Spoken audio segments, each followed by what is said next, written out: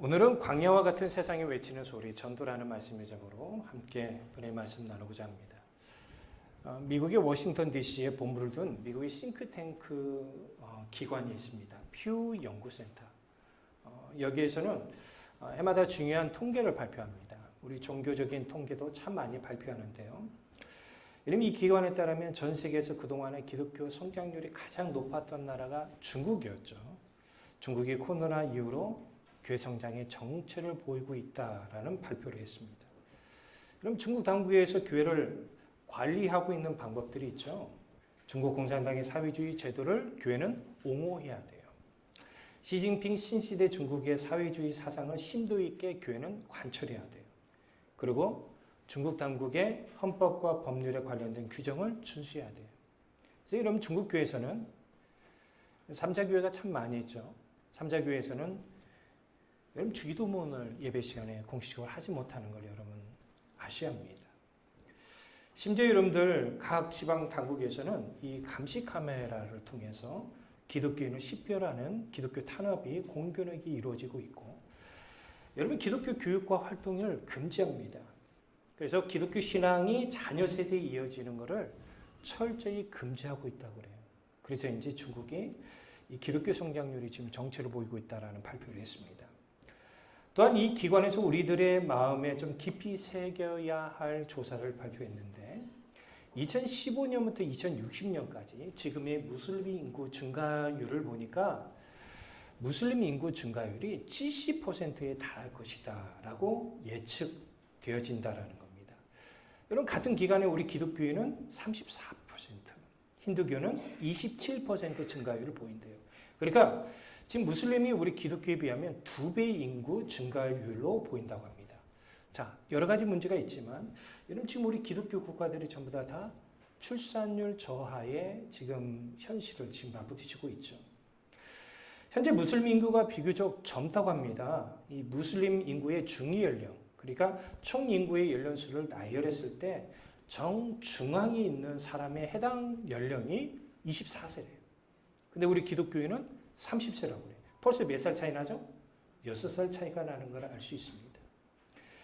결국 2060년은 어떻게 되느냐? 우리 여러분들 세계 인구가 96억 명 정도로 예상이 되는데, 이런 화면에서 여러분들 보면 잘 알 수 있듯이 지금의 속도로 보면 2060년까지 되면 무슬림의 출생자 수가 2억 3,200만 명이 증가해요. 여러분 여기 빨간 표를 보시고 검정 걸 보면 아시겠지만, 빨간 표는 여러분 기독교인이에요. 검정 거는 무슬림이에요. 그러니까 무슬림에 비하면 기독교의 어떤 출생률이 굉장히 높았어요. 근데 여러분 보면은 추월당했다는 거 여러분 알 수 있겠죠? 2060년 되면은 여러분 이제 지금 현재에서 무슬림과 기독교 인구 차가 많은데 2060년이 되면 무슬림 인구가 30억, 기독교 인구니까 31억, 1억밖에 차이가 나지 않는다는 거예요. 지금 여러분 유럽이 난민 문제로 지금 사회적인 문제를 지금 맞이하고 있는데요. 난민 대부분이 무슬림입니다. 2050년이 되면 무슬림이 18% 이상이 되는 나라들이 많은데요. 여러분 유럽 하면 기독교 국가 하면 떠오르는 나라가 어디죠? 독일. 독일이 여러분 무슬림 국가가 18% 이상 늘어난다는 거예요. 프랑스, 오스트리아, 스웨덴. 영국도 17.2% 무슬림이 증가한다는 거예요. 다행스러운 거는 지금 중동 국가에서 기독교 성장률이 가장 높은 나라가 어디인 줄 아십니까? 기독교인 박해가 가장 심한 이란이에요. 한편 퓨리처치 센터에서 최근 2차례에 걸쳐 전 세계 17개국 선진국이에요. 우리나라를 비롯해서 미국, 영국, 독일, 프랑스, 일본 등 18,850명을 대상으로 실시한 전화 온라인 설문조사가 있었습니다. 설문조사에 참여한 17개 나라 중에 14개 나라 국민이 가장 소중한 게 무엇입니까? 라는 질문에 가족이라고 답변했대요. 그 다음에 뭐예요? 직업. 그 다음에 물질적 행복. 그런데 유일하게 17개국 중에 가장 소중하다라고 느껴진 게 물질적 행복이라고 말한 게 지금 우리나라가 유일하다고 그래요. 여러분, 지금 이것이 아마 기독교에 지금 우리가 전도하는 데 있어서 매우 힘든 장애물 중에 하나입니다. 진정 우리 모두를 구원하러 이끄는 것은 돈이 아니에요. 이를 진정으로 깨닫는 여러분 되시기 바랍니다. 우리 모두는 현재 우리 모두를 구원할 분은 오직 예수 그리스도이심을 믿습니다. 우리 모두의 신앙이 날로 세워질 수 있도록 여러분들은 더욱더 깨어 성경 말씀을 가까이 하시기 바랍니다. 저는 목회자로서 영의 양식인 성경 말씀을 여러분들이 좀 가까이 해서 읽고 묵상하는 여러분 됐으면 좋겠습니다. 사도 바울은 디모데에게 분명히 디모데후서 3장 16, 17절에 이렇게 말하잖아요. 모든 성경은 하나님의 감동으로 된 것으로 교훈과 책망과 바르감과 의로 교육하기 유익하니 이는 하나님의 사람으로 온전하게 되며 모든 선한 일을 행할 능력을 갖추게 하려 합니다. 여러분 교회 다니는 사람들은 이 말씀 매우 잘합니다. 근데 과연 여러분 하는 말씀을 가까이 하나요? 믿음의 눈으로 보고 믿음의 입으로 고백하고 믿음의 귀로 잘 들으며 그 말씀대로 살아간 일에 힘쓰는 여러분 되시기 바랍니다. 본문의 말씀은 세례 요한에 대한 말씀입니다. 성경에서 세례 요한은 특별한 사람으로 소개하고 있습니다. 그의 아버지는 제사장인 사가랴입니다. 그리고 그의 어머니는 아론 가문의 엘리사벳입니다. 세례 요한의 부모는 누가복음 1장 6절에 보면 주의 계명에 흠이 없을 정도로 의롭고 경건한 자였다는 사실을 우리에게 증거하고 있습니다. 그런데 세례 요한의 출생의 특별한 이유는 천사 가브리엘을 통하여 출생이 예고되었기 때문입니다. 제가 태어나기 전에 천사가 저희 어머니에게 임하여 주셔서 아들이 태어날 것이니 그 이름을 임규택이라 하라. 이게 없었다고 그래요. 그런데 세례 요한은 요한이라 하라라고 예고했어요. 그의 삶은 나시린으로 살 것과 주의 길을 예비할 사람으로 부름을 받았다는 사실이에요. 여러분 태어나기 전부터. 보면 누가복음 3장 4절을 볼까요? 선지자 이사야의 책에 쓴 바 광야에서 외치는 자의 소리가 있어 이르되 너희는 주의 길을 준비하라 그의 오실 길을 곧게 하라 말씀합니다. 누가복음 저자인 누가는 이사야 40장 3절 5절 말씀을 인용해서 본문의 세례 요한의 사역을 이사야 선지자가 약속한 그 내용으로 증거하고 있는데요. 자, 우리 이사야 말씀도 한번 읽어볼까요? 이사야 40장 3절 5절 말씀입니다. 외치는 자의 소리여 이르되 너희는 광야에서 여호와의 길을 예비하라 사막에서 우리 하나님의 대로를 평탄케 하라. 골짜기마다 도도해지고 산마다 언덕마다 낮아지며 고르지 아니한 곳이 평탄하게 되며 험한 곳이 평지가 될 것이요 여호와의 영광이 나타나고 모든 육체가 그것을 함께 보리라. 이는 여호와의 입이 말씀하셨느니라. 아멘. 여러분 이사야 선지자는 이 광야에서 외치는 소리가 있었어요. 그리고 그의 외치는 소리는 여호와의 길을 예비하는 것이었습니다. 자, 우리가 이사야 선지자가 전한 이 말씀의 배경을 좀 알 필요가 있는데 지금 이사야 선지자가 외치는 이 말씀은 어떤 배경에서 주어진 말씀이냐면 유다가 바벨론 포로로 끌려가요. 그리고 때가 되면 하나님이 그들을 다시금 그의 땅으로 돌아오게 하십니다. 그런데 이스라엘과 바벨론 오는 도중에 가운데 있는 이 땅이 어떤 곳이냐면 방금 여러분 읽어봤어요. 뭡니까? 골짜기가 있어요. 저는 여러분 성지순례 때 이 곳을 한번 가봤었거든요. 골짜기가 우리가 생각했던 것보다 훨씬 심합니다.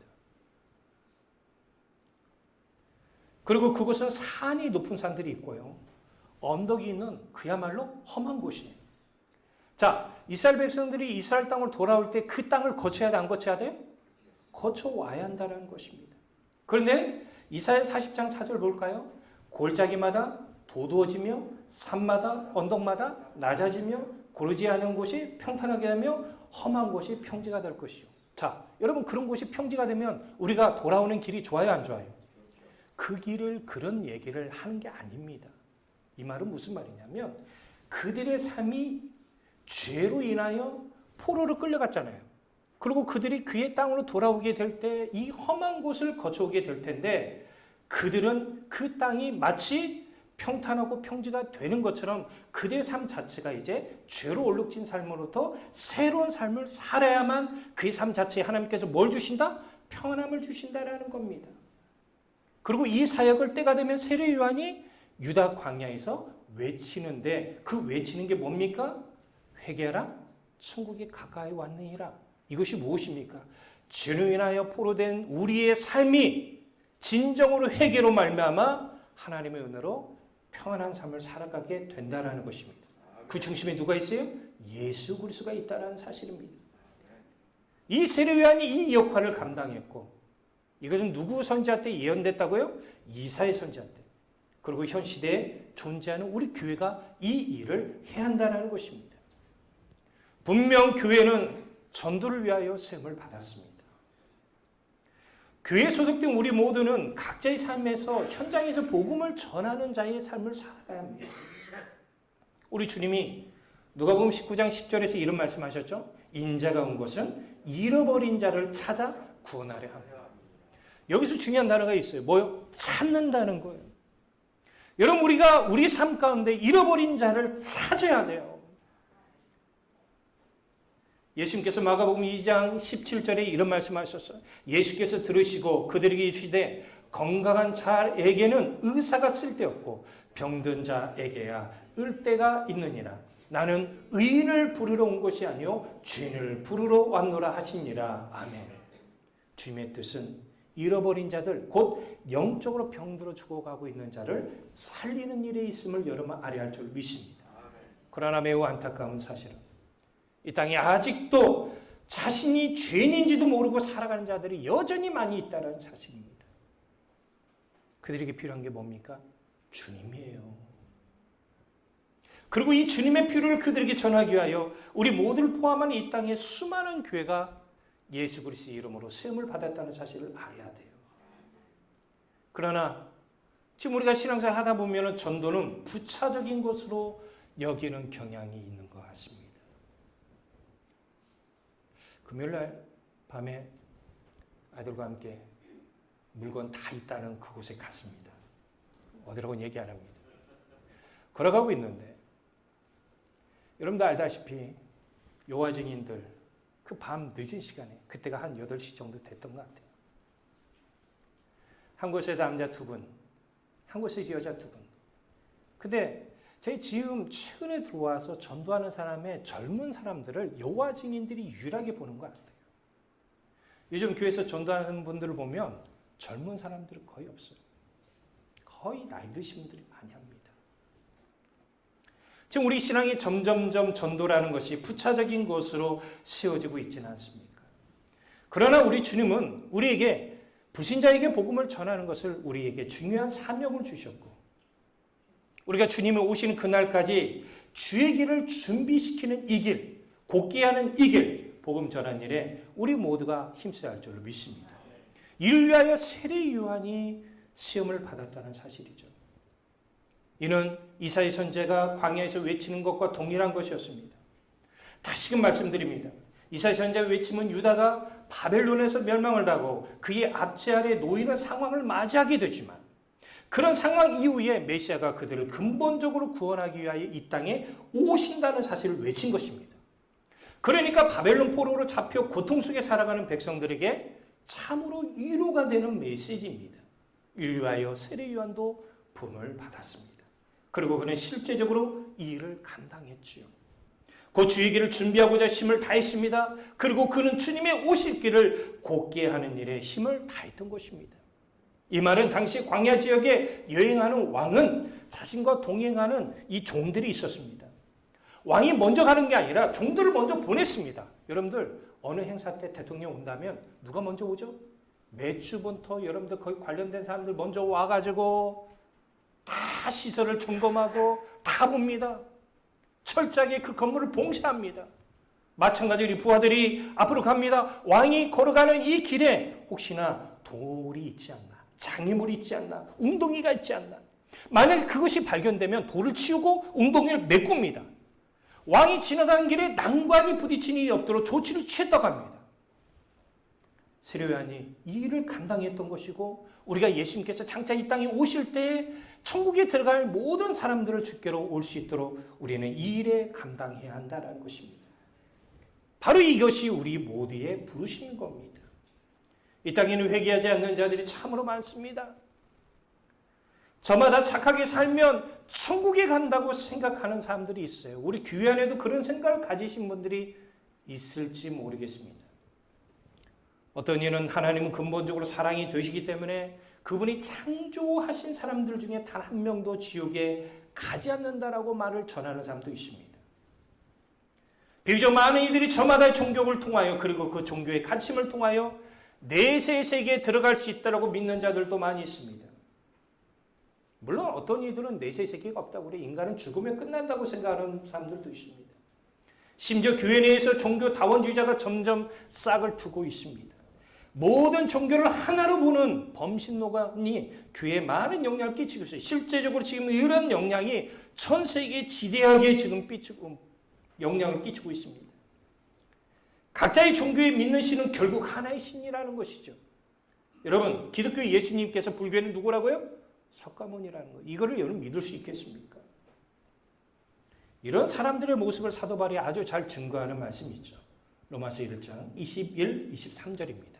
자, 우리 깨어서 함께 읽읍시다. 시작. 하나님을 알되 하나님을 영원롭게 아니하며 감사하지 아니하고 오히려 그 생각이 허망하여지며 미련한 마음이 어두워졌나니 스스로 지혜 있다 하나 어리석게 되어 썩어지지 아니하는 하나님의 영광을 썩어질 사람과 새와 짐승과 기어다니는 동물 모양의 우상으로 바꾸었느니라. 아멘. 제가 왜 이 말씀 여러분 언급한 줄 아십니까? 얼마 전에 저를 찾아왔던 전사님이 계십니다. 이 전사님이 이전에는 이 말씀이 문자적으로 읽어졌는데 어느 순간에 이것이 자기 마음에 확 와닿고 하나님 앞에 회개하는 삶을 살았다는 거예요. 자기는 분명히 하나님을 안다고 했어요. 그런데 자기 삶을 한번 들여다보니까 하나님을 영원롭지 않대요. 그런데 이상하게 하나님을 영원롭지 않는 자기 삶을 보니까 감사가 안 나와요. 그래서 주변 사람들이 물어봤대요. 혹시 내 삶 속에 감사의 고백이 많이 나오냐? 내 대화 속에 감사의 고백이 많이 나오냐? 물어보니까 가장 가까운 사람이 그 얘기 하더래요. 그 남편이. 당신 감사 안 해. 왜 감사하지 않을까? 자기 자신을 한번 봤더니 자신의 생각이 허망해져서 미련한 마음으로 자기 심령이 어두워진 거예요. 그러면서 자기는 스스로 예수를 믿고 이 기독교 진리에 대해서 잘 안다라고 생각을 했던 거예요. 그런데 하나님 앞에 서게 되려니까 자기가 왜 이렇게 어리석은 자인지 모르겠다라는 거예요. 그래서 하나님 앞에 회개하지 않을 수가 없었다라는 것입니다. 선교를 흔히 미션으로 우리가 잘 알고 있습니다. 이 단어는 라틴어 미시오에서 파생된 단어죠. 이게 바로 영어로 센트라는 단어입니다. 이 말은 예수님께서 이 땅에 오신 것은 하나님으로부터 보내심을 받았다는 의미에서 나온 단어라고 그래요. 그래서 예수님은 요한복음 20장 21절에 보면 예수께서 또 이르시되 너희에게 평강이 있을지어다 아버지께서 나를 보내시는 것 같이 나도 너희를 보내노라. 하나님께서 예수님을 이 땅에 보내신 것처럼 예수님께서 그의 제자들을 이 땅에 보내신다라는 거예요. 그래서 우리 모두는 온 족속에 나아가 특히 불신자들에게 나아가 불신 가족에게 나아가 내 직장 동료와 내 이웃에게 나아가 주님의 이름을 전파하고 죄로부터 구원하는 능력을 전파하고 사망으로부터 생명을 주게 하는 능력을 전파하고 영혼의 공허함으로부터 영혼의 소생함을 주는 능력을 전파하고 변질되는 사회 속에서 참다운 변화를 일으키는 능력이 있는 복음을 전한 일에 심취할 줄로 믿습니다. 우리 주님께서는 요한복음 12장 47절에서 내가 온 것은 세상을 심판하려 함이 아니요 세상을 구원하려 함이로다라고 말씀하셨어요. 그렇습니다. 우리 주님께서 우리 모두뿐만 아니라 모든 세대의 사람들을 구원하시기 위하여 이 땅에 오셨습니다. 이를 믿습니까? 이를 믿습니까? 믿는 자는 복이 있는 거예요. 무슨 복입니까? 여러분, 세상에서 가장 중요한 복이 뭔지 아세요? 우리가 인생의 말년에 이것을 깨닫습니다. 구원의 복이에요. 지금 우리들의 생각 속에서는 진정한 복은 뭐냐면 돈과 연결되어 있는지 모릅니다. 여러분, 이 복, 구원의 복, 예수를 믿는다는 이유, 그거로 여러분 얻어지는 이 구원의 복, 나만 받아야겠습니까? 내 사랑하는 남편이, 내 사랑하는 아내가, 내 사랑하는 자녀가, 내 사랑하는 부모님이 예수를 모르고 불쌍하게 살다가 저 지옥불을 경험하는 일을 우리는 눈두고 보겠습니까? 우리 주님은 공생의 기간 동안에 복음사역을 하시면서 무리들을 불쌍히 여기셨습니다. 이와 같이 우리 모두는 자신의 전도 대상자인 베스트를 불쌍히 여기는 마음이 있어야 돼요. 이들을 위하여 기도하되 먼저 주님의 마음을 달라고 기도해야 돼요. 여러분, 전도를 하는데 기도하지 않는다는 것은 죄송하지만 전도하지 않겠다는 뜻입니다. 왜요? 전도는요, 성령께서 우리에게 은혜를 주시지 않으면 이게 안 되는 거예요. 여러분, 전도 우리 모두가 해봐서 알잖아요. 자신의 힘으로 한다고 해서 됩니까? 여러분, 특히 가족 구원하는 게 힘들다는 이야기를 저는 참 많이 들어요. 왜 그런지 아십니까? 여러분, 우리는 수십 년 동안 살기 때문에 약한 점을 너무 많이 보여줬어요. 전도하려면 그것이 장애물이 돼요. 그리고 너나 잘 믿어 라는 이야기를 듣곤 합니다. 하지만 우리가 그런 상황이 있다 할지라도 주님 앞에 무릎을 꿇고, 주님, 저는 전도할 수 있는 힘과 능력이 없습니다. 저에게 주님의 마음을 주시옵소서. 여러분, 이런 마음을 달라고 기도하지 않는데 어떻게 우리가 전도할 수 있겠습니까? 특별히 우리가 마지막으로 주님께서 분부했던 명령의 말씀이 있죠. 마태복음 28장 19절에서 20절 말씀입니다. 시작. 그러므로 너희는 가서 모든 민족을 제자를 삼아 아버지와 아들과 성령의 이름으로 세례를 베풀고 내가 너희에게 분부한 모든 것을 가르쳐 지키게 하라. 볼지어다 내가 세상 끝날까지 너희와 항상 함께 있으리라 하시니라. 아멘. 여러분, 주님이 나와 함께 계신다는 사실은 머리로 믿어지는 게 아닙니다. 주님이 정말 나와 함께 하신다는 사실을 믿는 믿음이 있는 사람은요, 힘들고 어려울 때 주님 저와 함께 하시기에 저는 이 어려운 상황을 이겨낼 줄로 믿습니다. 이런 기도를 할 줄 아는 사람이 믿음이 있는 사람이에요. 전도도 마찬가지예요. 전도는 참 어렵습니다. 제가 지금도 기억나요. 참 그때 하나님이 은혜 주셨던 기억. 여름에 특히 저는 겨울과 더불어서 아이들과 함께 전도를 할 때 제가 주님 앞에 계속적으로 금식하며 기도했던 제목 중에 하나가 무엇이냐면, 하나님, 우리 젊은 이 학생들에게 주님의 마음을 주세요. 저희들에게 주님의 마음이 없으면 1박 2일 동안 저희들이 돈이 없이 전도를 하게 될 때 얼마나 힘들까요? CCC가 여러분들 무전 전도 여행을 합니다. 그 전에 여러분들 얼마나 기도한 줄 아세요?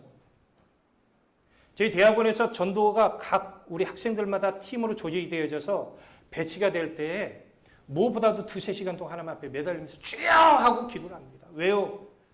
주님의 마음이 없으면요, 사람을 만나는 것 자체가 두려워요. 그리고 전도하다 보면 별별난 사람을 다 만나거든요. 여러분, 요거도 먹어요. 저는요, 제가 여러분들에게 예전에도 말씀드렸지만 누가 저 문 열더만 소금을 저 얼굴에다 팍 뿌려버려요. 참 기분 나쁘거든요. 그러면서 그분이 했던 말이 뭔지 아세요? 어제 제사를 드렸는데 재수없는 놈이 왔다는 거예요. 쌍욕을 합니다. 근데요, 주님의 마음이 있죠. 그러면 어떤 줄 아세요? 주여, 저 영혼을 불쌍히 여겨주세요. 저는 그 영혼 반드시 구원받을 줄 믿어요. 따라서 우리가 예수님처럼 불쌍히 여기는 마음을 달라고 기도하셔야 돼요. 사도 바울을 통해서 우리가 전도의 방법을 배울 수 있습니다. 그는요, 전도하기 위해서 자기 자신을 포기했습니다. 여러분, 전도는 자기 자신을 포기할 줄 알아야 돼요. 자신의 시간, 쉬고 싶은 시간, 물질을 포기할 줄 알아야만 전도가 되는 거예요. 그런 더 많은 사람을 얻고자 자신이 친히 모든 사람의 종이 되어야 한다는 것을 알고 전도했습니다. 범사에 그가 참는 삶을 살아가는 것은 그리스도의 복음에 아무런 장애물이 없게 하기 위함이었습니다. 그리고 모든 일에 대하여 자신의 유익을 구하지 않았습니다. 많은 사람의 유익을 먼저 구하는 것은 그들로 하여금 구원을 받게 하려 하십니다. 만약에 우리가 부신 가족에게, 부신 영혼에게 전도해야겠다라는 생각이 없다고 한다면 아마도 우리 신앙의 삶을 한번 점검해 보셔야 돼요. 자기 중심적인 삶을 살아가고 있을 가능성이 매우 높습니다. 우리는 그런 삶을 벗어버려야 합니다. 왜 그래요? 하나님의 명령은 모든 사람들이 영생을 얻게 하는 것이기 때문입니다. 물론 다시 말하지만 이 일은 결코 쉬운 일이 아니에요. 그래서 스티븐 릴이라는 사람은 기독교 선교는 세상에서 가장 어려운 일이다. 그럼에도 불구하고 그것이 계속되어 왔다는 것은 무척 놀라운 사실이다. 솔직히 점점 복음을 전하기 어려운 여건들이 많이 만들어지고 있는 게 사실입니다. 그만큼 믿음의 싸움이라는 것이 사단의 최악의 발악으로 말미암아 교회가 어려움에 봉착하고 있는 것입니다. 우리 모두가 바르게 이 사실을 인식해야 할 줄로 믿습니다. 말씀을 마무리합니다. 19세기 덴마크의 유명한 철학자인 키에로 케고르 들오리 이야기라는 이 이야기를 썼습니다. 지중해 해변에 살던 들오리 한떼가 추운 지역으로 이동하려고 한참을 날아가다가 어느 한 마을을 지나게 됐습니다. 그러던 중 한 마리가 아래를 내려다보니 아름다운 집들의 집오리들이 옹기종이 모여서 모이를 먹는 모습이 부러웠어요. 그 모습을 본 들오리는 무척 부러운 생각이 들었고 마침 한쪽 날개가 아파온다는 걸 느꼈어요. 그래서 잠시 쉬어가야겠다. 이 생각으로 홀로 집오리가 있는 집들에 내려앉았습니다. 들오리는 집오리들의 융숭한 대접을 받으며 며칠 신나게 놀며 지냈습니다. 육신적으로 좋아요, 안 좋아요? 좋죠. 그런데 문득 이래서는 안 된다는 생각이 들었어요. 에이, 내일 날아가지 뭐. 들오리는 내일 하며 또 많은 날들을 그 집오리들과 함께 보내게 되었습니다. 그렇게 몇 달이 되었습니다. 어느 날 하늘을 딱 쳐다보니까 들오리 떼가 아름다운 술을 놓으며 날아가는 모습을 보였어요. 순간 정신이 번쩍 들었습니다. 맞아, 내가 집오리가 아니라 들오리야. 나도 날아가야 돼. 하고 날개를 발부덩 쳐봤지만 영영 날아올 수가 없었어요. 왜요? 살쪄가지고. 내일 하다가 우리 모두는 영영 영혼을 구원하지 못한 채 인생을 마무리하게 돼요. 우리가 지금 보세요. 전도해야 하는데 그러다가 1년, 5년, 10년이 훌쩍 지나가 버렸습니다. 우리는 어쩌면 후회하는 삶을 지금 살아가고 있는지 몰라요. 부모님이 살아계실 때 잘 해드려야지 하지만 결국은 그렇게 하지 못한 채 부모의 마지막 모습을 보곤 합니다. 우리 영혼에 대해서 우리 모두는 어떻게 해야 하겠습니까? 이번 달 마지막은 우리 전도대상자인 베스트를 초청하는 날로 지키고자 합니다. 행사를 위한 초청이 아니라 그리스도 예수 안에서 주어지는 영혼의 구원을 위한 초청으로 여기시기 바랍니다. 우리 모두의 복음의 씨앗을 뿌리는 수고가 없었다고 한다면 지금 이 자리에 이 교회가 세워지는 것은 불가능했을 거예요.